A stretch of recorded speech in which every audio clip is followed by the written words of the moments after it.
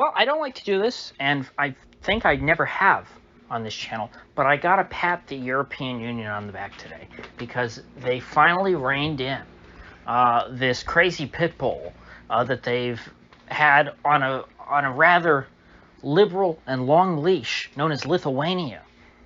The EU has now shortened their leash a little bit, and in doing so has narrowly averted a third world war. And in doing so, they chose to do what the United States has refused to do, and that is be responsible. You see, Lithuania is a former Soviet republic. They hate Russia. They really, really don't like Russia. But they had to negotiate their own independence from the Soviet Union, and in doing so, they signed a treaty allowing the Ruskies to have access by rail and potentially by road, although I don't know if that's in the treaty, but I know for sure by rail.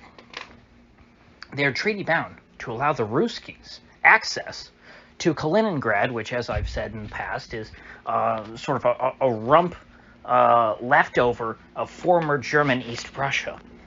And it is a strip of now Russian-controlled land, which is not directly connected to the rest of Russia by land. And so obviously the Ruskies, during the Soviet era, were not worried about this because, well, Lithuania was a part of the Soviet Union. So it didn't matter that, okay, this part's technically part of Russia, but Lithuania is also a Soviet republic, so it doesn't matter. They have open borders. But when Lithuania wanted to become a separate country, the Ruskies need to make sure that they weren't going to be losing access by land to part of their country. Fast forward now, decades later, Lithuania is a part of the European Union, and the European Union says, oh, we got to sanction Russian goods. Any Russian goods moving through the European Union, well, they got to put a stop to that.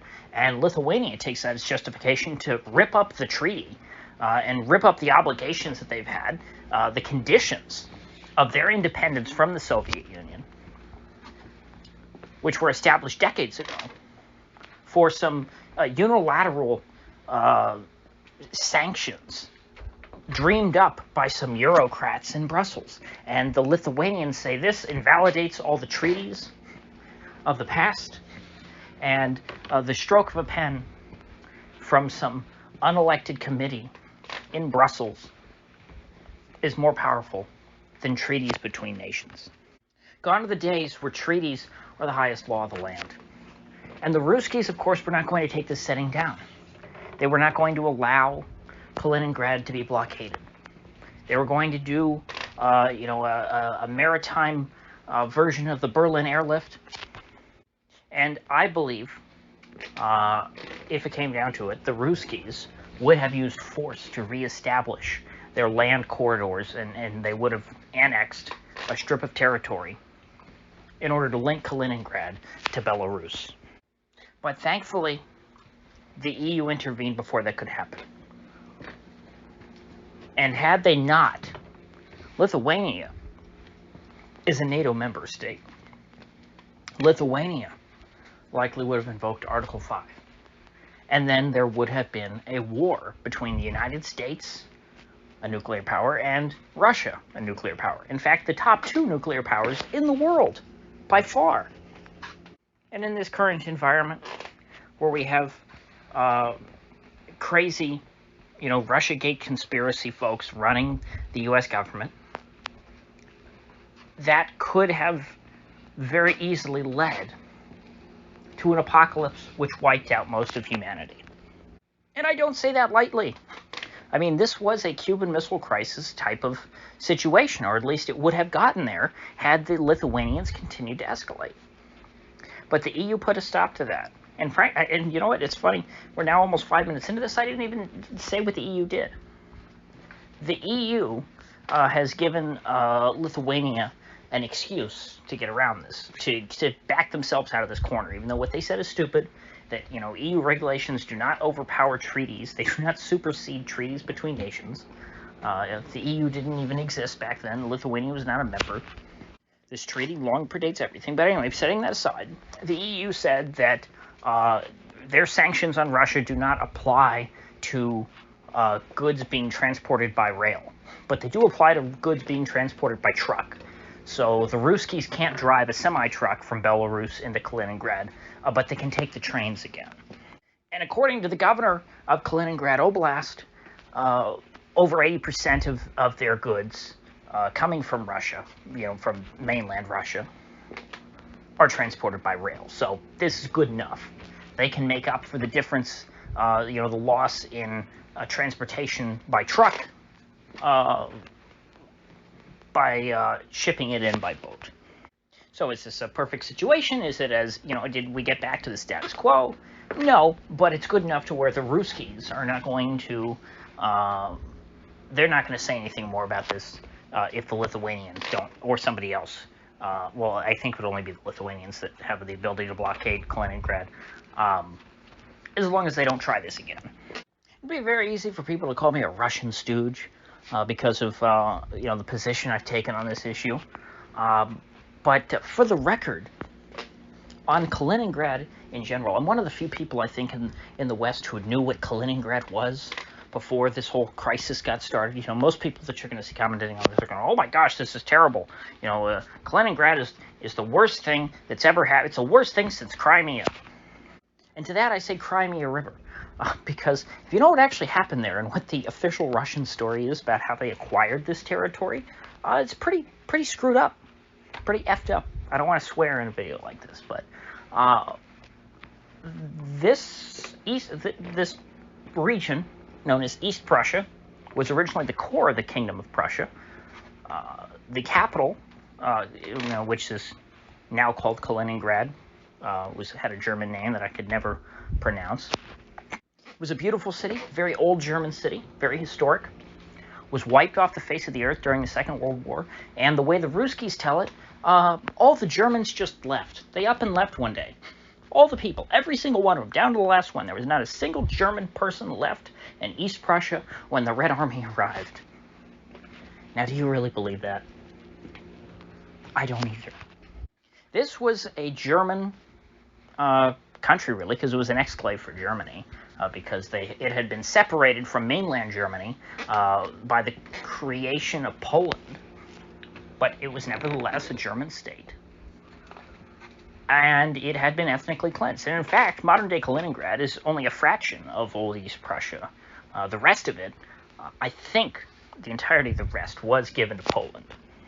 And so this part where the capital was is just, and not only did the Allied bombing level the city, destroy, the civilization that was there, all the history, hundreds of years, rather than rebuilding the city as it was, what they built on top of the ruins of this great European city was a brutalist nightmare with this terrible, concrete Soviet architecture that is just, it's an example of, it's a perfect advertisement against communism.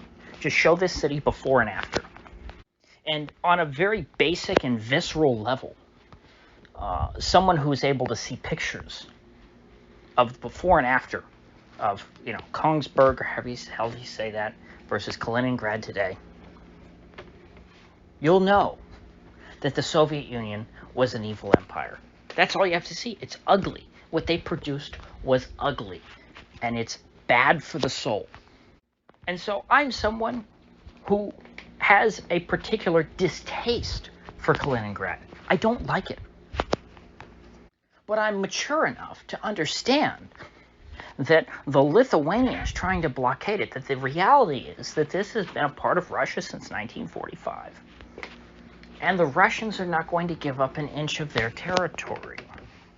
So if the Lithuanians try to jeopardize Russia's sovereignty over former East Prussia, they are asking for a fight that they cannot possibly win.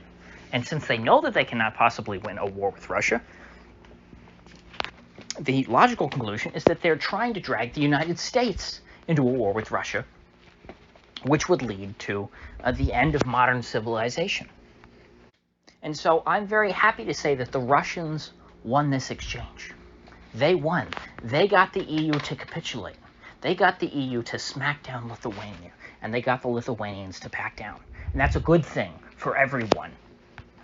And it's disgusting to see the pro-EU, EU-funded pro-EU or pro-NATO trolls on Twitter lamenting this victory for Russia, saying, "Oh my gosh, the Ruskies have been emboldened.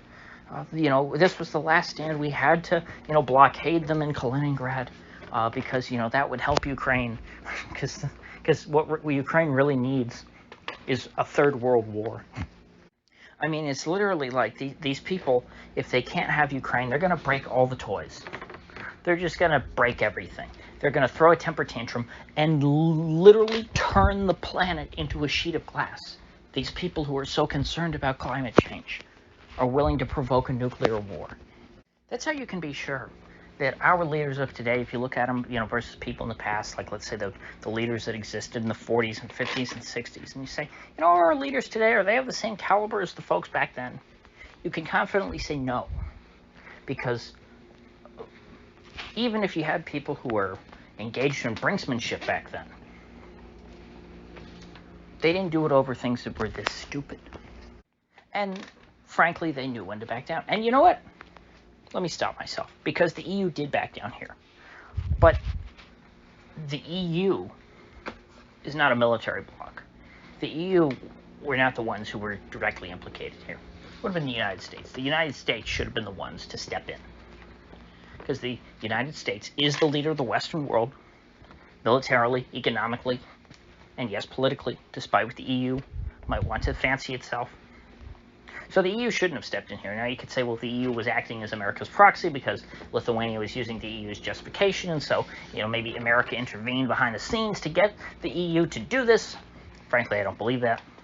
We should have gotten some leaks, immediately from the administration saying this is terrible. Lithuania shouldn't do this.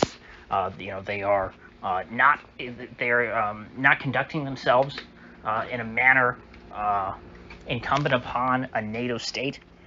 And instead, we got crickets.